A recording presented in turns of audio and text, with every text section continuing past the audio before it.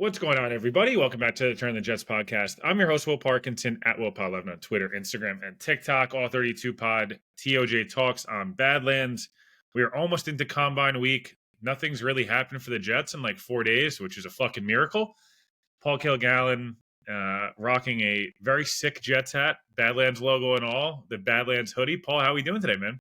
Yeah, it's funny you mentioned the hat. This hat is actually a Todd Bowles era hat. I usually get like one hat for each coaching regime, and this is the Todd Bowles hat because I saw him wearing it at some point. So we'll have to see what kind of hats Glenn's rocking, so I can get something like that. But no, man, I'm good. I like to think that the reason we haven't heard anything is because there are player and coach meetings happening, and nothing is leaking out, which is like a pleasant reason to not be hearing anything. So that's what I'm going to pretend is going on, and I'm going to hope it's true. But I'm really excited to go to the Combine next week and see what's going on there.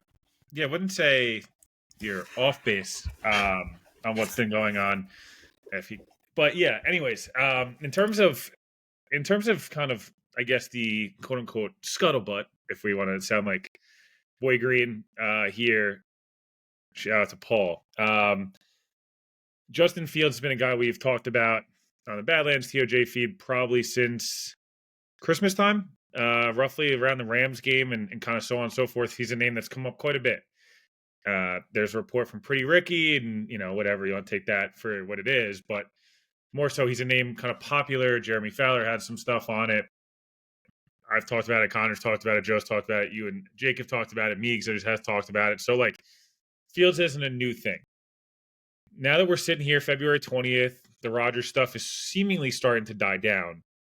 What do you make of the idea of, if I tell you, hey, I'm not going to, I can't give you every position and thing that happens this offseason, but generally speaking, we're sitting there and it's week one, Jets, Panthers in MetLife on a 1 o'clock, Andrew Catalan, Tiki Barber, and Jason McCourty game. It's Justin Fields running out in the number 4 jersey or whatever he's going to wear. Where, like, are you excited? Are you like, we're going to go 6-11? Like, where's your head at? Please no Tiki Barber, first of all. Give me both McCourties. I don't want any Tiki Barbers. But no, so first of all, it's hilarious. I love the Jets and the Jets community because we just cited a report from Pretty Ricky, which is objectively funny.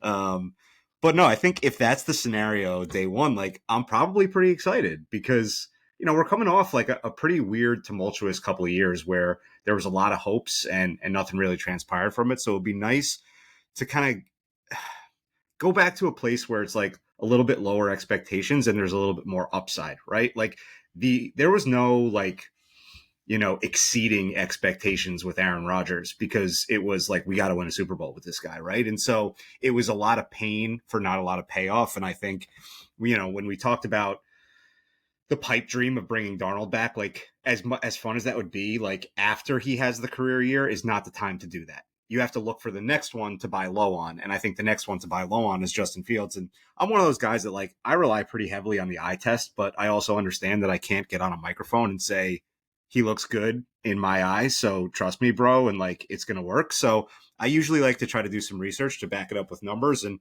I'll say like, if you look at his career average, with Chicago and then his games last year, and admittedly small sample size, it was 6 games, but his completion percentage jumped by 5 points. His winning percentage jumped by 30 points. His touchdown to interception ratio went from 1.3 to 5. His QB rating went up 10 points and his rushing yards per attempt were down, but his rushing TDs per game went up. So that to me says Pittsburgh was using the rushing attack more effectively and it wasn't a bailout option for Justin Fields anymore. It was planned, right? And so I think there's a lot of things to be positive about in terms of what you saw from him last year in a better organization. And I think he fits that trajectory of what Darnold did of like bad organization, go to a good organization for a little while, learn something, and then try to come out the other side of it better. And the other piece of numbers that I dug into is I went back and I looked at the 2 guys who played with him in college who are under contract with the Jets. And I wanted to see, was there a difference in their performance when they had Justin Fields at quarterback compared to without? And look, it's a college offense versus a pro offense, so this isn't gospel, but I think it's worth noting that the 2 years that Garrett Wilson and Jeremy Ruckert had in college, which, by the way, were not their senior years, so it wasn't their most productive or effective years, and you also can't say that they were the only good talent on the team because Jamison Williams was there. Chris Olave was there. Marvin Harrison Jr. was there. Like, those were stacked teams, right? And so with Justin Fields, Garrett Wilson was averaging pretty much 16 yards a catch across those 2 years. And in the NFL, his average is 11.6.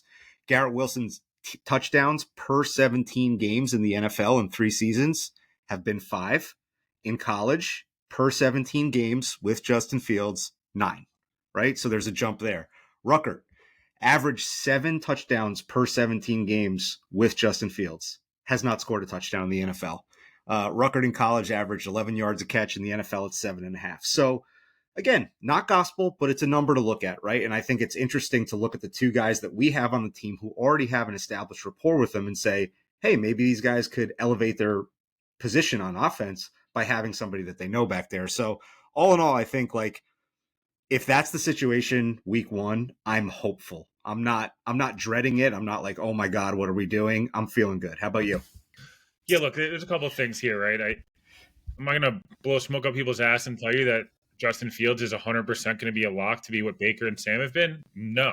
Or Geno or any of these reclamation projects of a lot of failed bad organizations in the AFC. Like, is that going to happen?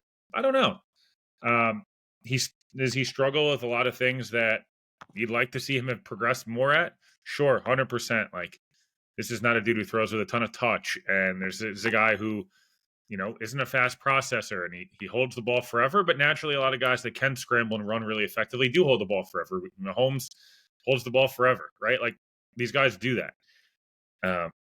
Do I think he's an elite, like A-plus runner at the quarterback position? Yeah, he is. Is he a guy that can throw a really pretty deep ball? Yep. Got all the arm strength in the world you need. And he's somebody that can make people miss. He needs to avoid sacks better at times. He takes way too many sacks. But again, sometimes I think that's trying to make a play. And if you're going to bring in Fields, this is maybe a weird take. I would try to give Fields a 2-year deal with an out after this year. But at least have the option that if it does go well, you have a bridge for 2026 when you do draft that round 1 rookie. And if it goes poorly, him and Tyrod are gone anyways, right? Like, that's how I'd kind of approach it. I think you're bringing in Fields, if you do this, in hopefulness that he builds on last year, the small sample size, the 6 games. Again, they were 4-2. I would argue they were a worse team when Russell Wilson, after he had the little blip where Russ looked good, and then it kind of crashed out. And please stay away from Russell Wilson if you're the Jets. But, Fields and Brees back there, with a much improved offensive line coach, and you hope a better run game coordinator and different things like that. Hey, can we put him in some good positions for some dropbacks or play action stuff, mix and match with some of these screens and different personnel groupings? And our defense is going to be good, and we're going to play good on specials, and we're going to will our way to 10 games, kind of the Tyrod season in 2017 for the Bills, or we saw it last year with the Steelers with Fields and Russell Wilson, or the Broncos with Bo Nix. It's like, hey, can you take a couple play action deep shots a game? Can you complete the easy stuff?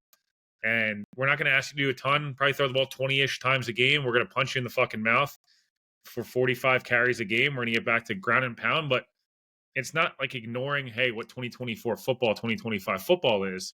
It's just, we're going to play to our advantages. And we're going to get down a hill early and often. And we're going to put pressure on both edge groups, on both edges. And saying, if you want to come crash down on Justin Fields, Brees Hawk is going to take 170 and maybe free up some stuff for him. Get back to some more principles he was maybe running at Iowa State early on in his Jets career. So, am I trying to sell you a bill of goods that Justin Fields is a lock to be good? Hey, Tyrod might beat him out in camp if this is what the pairing is. And maybe Tyrod stays healthy for 10 games instead of 4 games. And maybe he's the quarterback he's been his whole career, which is a 500 quarterback, good leader in the locker room, will get guys involved, can be mobile. Again, Fields is the guy to be a good backup to or vice versa. Tyrod, similar-ish styles of play, at least a little bit of that athletic guy.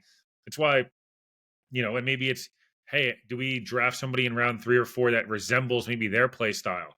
And that way it's just a chain of everyone's playing the same type of offense. We don't have to, God forbid, Tyrod gets hurt and we go to Fields because he's the backup. We have to change everything. Or Fields gets hurt or is not playing well, Tyrod comes in, we have to change the whole offense, right?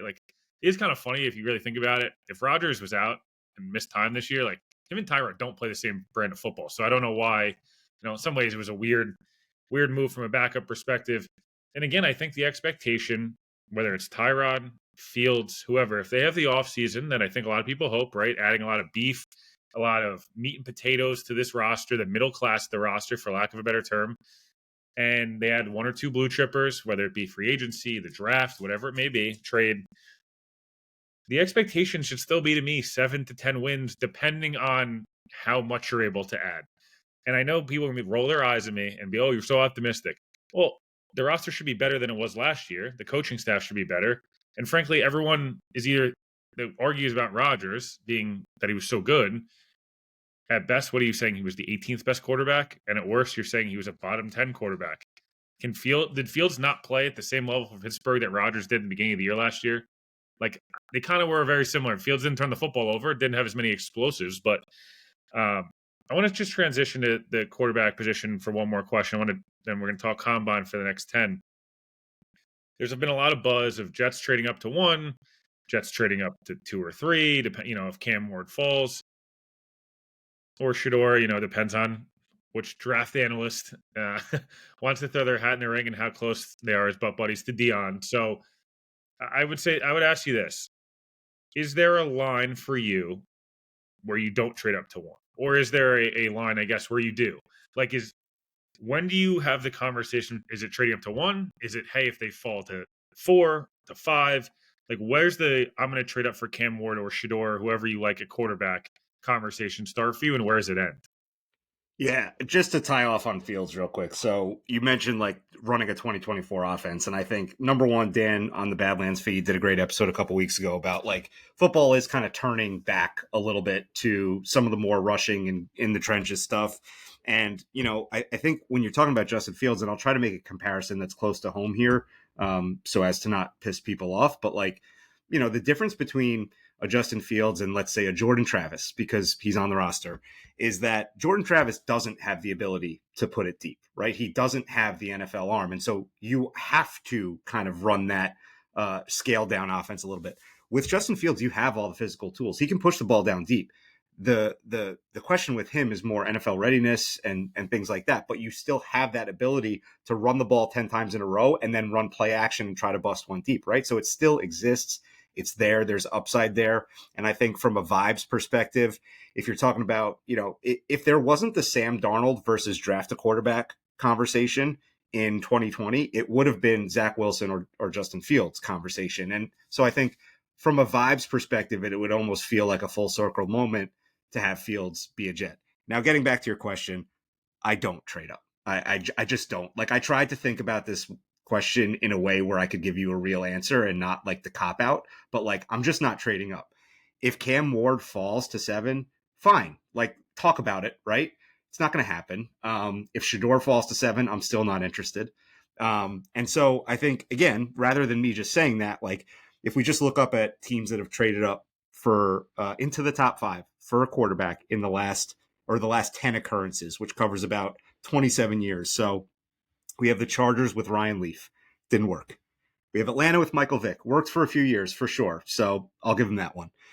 We have the Jets with Sanchez. Worked for a couple years, I guess, but probably ill-advised. Washington with Robert Griffin. Failed. They took the guy, that they drafted later in that draft that they didn't have to trade up for, and he started for them for a while.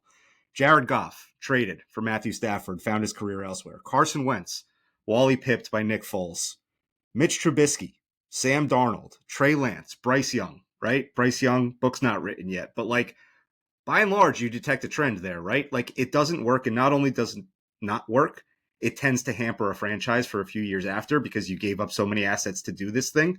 And so to me, it's just not worth the gamble. I understand the feeling of desperation and the desire to make a big move and go for something. And like, if it's the guy, then who cares about the picks? And all, like, I get all that. It's just the problem with that is that history has shown us it doesn't work. So my direct answer to your question is I'm not trading up for a quarterback. If Cam Ward falls to 7, yeah, I'm interested in that. If Shador does, I'm not. And that's kind of where I fall. How about you? Yeah. So one interesting thing, Daniel Jeremiah, he does a pre-combine call every year, said he has the same grade on Cam Ward that he does on Bo Nix, that he did on Bo Nix last year. Bo Nix obviously won 12th. the Broncos are kind of a little bit of the way, the model of what the Jets are kind of hoping for in 2025. I would say they're not going to be, their Titans will not do this. I would be shocked. If the Titans said yes to 2 1s and this year's 3 and next year's 5 or whatever, like 2 picks that you could easily stomach and you're swapping this year and it's just next year's 1 is really what you're giving up and some other stuff. Let's have that. I mean, that's it. I'm having that conversation because I'm like, hey, if we have Cam graded somewhere in the Penix range, if you're the Jets, right, we're like, hey, we didn't have him as high as Daniels, May and Williams last year, but we have him as the same grade as Michael Penix for, whatever. We can have that conversation because the excitement around this fan base would be nuts of just like, hey, we might have a playoff roster, especially if we add these other pieces. We only gave up this year's 3, and that was our first round pick. Like, that's a different conversation. If it turns into whatever the bullshit 2 1s, 2 2s, and a 3. Yeah, no, I'm out on that. That's different because then now you've hampered. I don't even know if I'd give it up for. Like, there's 4 or 5 guys in the league I'm giving that up for at any position. You know what I mean? Like it's too much. Again, would it be nice to have a cost-controlled rookie for 4 to 5 years in a roster where like, hey, we just addressed quarterback for $9 million in a first-round pick, and this guy is somebody that people think Cam Ward has the ability to be successful in New York. I don't know. He does do a lot of like F-it stuff that I think would frustrate people at times, but also it's a super exciting brand of football. And, hey, we're going to coach this out of him, X, Y, and Z. Again, I'm open to having the conversation. It depends on the cost. For me, the line is like, it cannot be more than 3 top 75 picks. And again, if you're the Titans, why would you take that deal? You know what I mean? Like, it comes down to the Titans also have to want to play ball, or the Browns have to want to play ball. And maybe the Browns are the perfect spot if he, for some reason, doesn't go 1. Can you talk with the Browns and say, hey, you're going to need capital. You're in cap hell. You're going to need to trade Myles Garrett. You guys are going to want to go get your quarterback next year. Take, our extra 1, then you'll have 3 1s because you'll get a 1 for Garrett. And like, we can start to have those conversations. Again, that's probably the range in which it becomes more palatable. But again, there's got to be a line. And I think Cam Ward's a good prospect. I have no issue doing it if you believe in it. Jason McCourty said it, and I wholeheartedly agree. If you feel he's the guy, 100% conviction, the Broncos 100% conviction last year were like, Bo Nix is the guy. We don't have to agree. Most people didn't agree with it. And I don't know if he's awesome yet, but he looks good enough. He's based on the AFC. He's basically a Pro Bowler because everyone gets in the Pro Bowl at this point. Like, they had conviction. They went with, that's our guy. So I would say, like, you better have conviction if you're going to do it, and you better not mortgage so much that you really can't add for another 2 years. Like, again, this year's 1 and next year's 1 and a 3 and a 5 or something. Very different conversation than 2 1s, 2 2s, 2 3s, Sauce Gardner, Breece Hall, and Garrett Wilson. Like, we're not doing that. Let me ask you this, and I hate myself for even saying this out loud because this is like such a like pussy line of thinking, but like, we have a first-time head coach. We've had first-time head coach with first-time quarterback so many times, and I'm not approaching this from the standpoint of never do that, right? I'm not saying that it's impossible to do. What I'm saying is there any juice behind the idea that like, hey, he's coming in, he's trying to change the culture. Maybe he doesn't also need to try to bring along a young quarterback during that. Maybe it's better to establish the culture and then bring the quarterback into that established culture in year 2. Like, again, like, I don't love that I'm saying that, but like, no, I don't think you're wrong for that. I think, like I said, if you have conviction, you're like, dude, we sat with him at the combine. We had him on a top 30 visit. Holy shit. This, like, Aaron Glenn's like, dude, this is the guy. We're going to be together for the next 10 years here. Like, yeah, I'm not going to start him right away. Tyrod's the guy. He's the guy to mentor him. We have the foundation in place. We're going to go draft a receiver, a right tackle in rounds 2 and 3. We're going to sign these guys to help our defense. Like, we're going to fully take advantage of the rookie window. I'm 100% convicted and not convicted. Like, I have conviction in my thoughts here. Then do it. If there's any reservation, can he handle New York? Is the arm strength, like the hand size, is the play style? If you have any reservation, you can't. You can't do it because that's where you get yourself in trouble.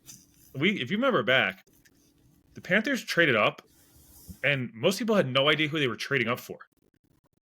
To one, they gave up Mm-hmm. like 3 drafts worth and their best player, and we're like, we'll see who we're going to draft. It's like, what? What do you mean Mm-hmm. we'll see? Like that should have been the Jets knew they were like, hey, we're comfortable probably with these 2 guys. The Bills said it. We're going to trade up to 7 because they traded up once, then they traded up again to get Allen. The Chiefs traded up for Mahomes. The path is usually be a playoff team and have everything else in place, then make the trade for the young Yeah. quarterback. I would put the Jets somewhere in between where it's like you could argue the roster's ready in a lot of ways. There's certainly holes. Don't get me wrong, but you could argue, hey, this is actually a good destination for a young quarterback at this point. But again, does Aaron Glenn want to be in a situation where it's like, as you mentioned, there's figuring out so many different things next year in addition to the one thing, I guess, if you were to say the Jets could be interested in it, and Connor and Joe, I think, hit on this, and I think you and Jake hit on this as well. He does check all of the boxes of the Parcells quarterback in terms of the checklist of 3-year starter, won a ton of games, big moments, top 5 Heisman guy, touchdown interception ratio, all of Graduate. the team captains, graduated, like all of those things he does check. So again, that's just something to keep in mind as we know, Glenn's a Glenn's a Parcells guy. Paul, last question here. You're going to your first combine this year, which is exciting, obviously, and I'm very excited to kind of be able to help show you some of the ropes. Is there a couple of guys for you that you're either excited to hear from in pressers, excited to see work out? Like, where's your head at going into Indy, here in 4 or 5 days? Am I allowed to say the Jets coach? Am I Yeah, allowed to say that he should 100%. be there? Because I Yeah. think he should be there. And not golfing in Florida. No. So, yeah, no. So outside of the coach, I think and I say that kind of tongue in cheek, but also like I really am looking forward to seeing Glenn and Muji both speak there. I think it's Yeah. their first opportunity outside of like the sterile safe zone of One Jets Drive to be like exposed to national media and different things like that. So I think it'll be interesting to see what comes out of that. I put together a short list here. I wanted to try to not step on your toes because you're the guy who's been doing this a lot longer than I have. No, no. So I kind of played it outside the box a little bit. I think first on my list is day 3 quarterbacks, right? And so I have 3 specifically identified here: Tyler Shuck from Louisville, Curtis Rourke from Indiana, and Donovan Smith from Houston. The thing that all 3 of those guys have in common is they're 6'3", or I'm sorry, 6'5", 240. And like, I don't really want to go at the top for quarterback. And I think if you're going to go late, you don't pick a guy who's 5'10" and won a ton of games like Dylan Gabriel from Oregon. Like, that's not who you're taking with your like lottery selection late, right? You try to hit a home run with like a huge dude with immense physical capability who hasn't put it all together yet in college. And I think you look at all 3 of those guys, they're huge, they're big, and I want to see specifically how they interview. It'll be interesting to see them work out, but I want to see them interview, and I want to see which one has like the best head, who's got the NFL brain, who might be able to actually improve on their game once they get drafted into a good organization. So that's number 1. Number 2, I want to see Tyler Warren because there's like legend surrounding Tyler Warren at this point. It's not Brock Bowers level legend, but it's supreme athleticism type stuff, right? But if you don't go that route at 7, I'm also interested in looking at a guy, Fannin, obviously he's up there too from Bowling Green, but somebody like a Mitchell Evans from Notre Dame that you could possibly get on day 2 or 3. There's nothing like flashy with him athletically. He's not going to be a Travis Kelce that stacks up yak yards and all this different stuff, but he's like pretty NFL ready. He's a blocker with like vacuum cleaner hands that catches everything you throw at him. He's a good red zone target. He's tough over the middle. He's big, not exceptionally fast, but like he could just be an NFL ready tight end to slot right in and kind of help with that position a little bit. Whether you bring back a Conklin, whether Ruckert's still on this roster, like it's a guy that doesn't necessarily push them off the roster, but he's ready to contribute to the offense day 1. And my last one that I have here, and this is like a little bit brutal of me to say, and I'm giving Mike Nugent vibes here, but like Yep. we've been struggling with kicker for a long time. And like you can tell the difference between a college kicker and an NFL kicker plain as day, like probably easier than any other position. As soon as the ball comes off the foot, you're like, oh, wow, that's an NFL kicker, right? And so if nobody gets crazy and takes that kid Ryan Fitzgerald from Florida State early, and he's like lingering in like the 5th or 6th round, I have no problem taking a shot on Ryan Fitzgerald. I mean, he was 58 of 58 on extra points. He was 13 of 13 on field goals, including making all 5 over 50. And so, like, again, it's a position we've struggled with for a long time that's not sexy to take in the draft, and you're probably risking some LOL Jet stuff if you do take a kicker in the draft. But I'm interested to see some of those guys and see if there's somebody there that can finally satisfy that position for a good amount of time for us. But I think, like, big picture, I'm just really looking forward to like being in the middle of it and seeing kind of like the inside of the NFL business and like watching the interview portions, because you're essentially watching job interviews for all these guys, right? And kind of getting to see how it all works and how the sausage is made. So I'm pumped. Yeah, no, I'll just finish with this. I'm going to do a much more deep dive in terms of some of the prospects I'm looking forward to. Who can be big risers, who can be big fallers. I'll do it on all 32 later this afternoon, and then Saturday on TOJ Talks. But two of my guys, Shamar Stewart and Jalen Walker, have a chance to solidify themselves as top 10, 12 picks. Shamar Stewart's probably going to weigh in 6'6", 290, 292. He's probably going to run 4.48, and he has 34.5-inch arms. He might have 4.5 sacks through 3 years. Someone's going to take him the top 12 and not think twice, because that's an alien. Like that is, you don't move like that at that size. Myles Garrett's like 265 and ran that like that. Like, we're talking, it's a legit, like, he's a legit 290. So that'll be an interesting one. And then Jalen Walker, if he measured in at like the 6'4", 6'2", 250, which I think he probably will, maybe he'll be a little lighter to run faster, and he tests the way I think he's going to. He's a guy who I know people aren't super pumped about, maybe at 8 or 7. I would familiarize yourself with Jalen Walker and Shamar Stewart. Shamar Stewart's a guy who like fits the Glenn, bigger defensive end, can play inside, can play outside.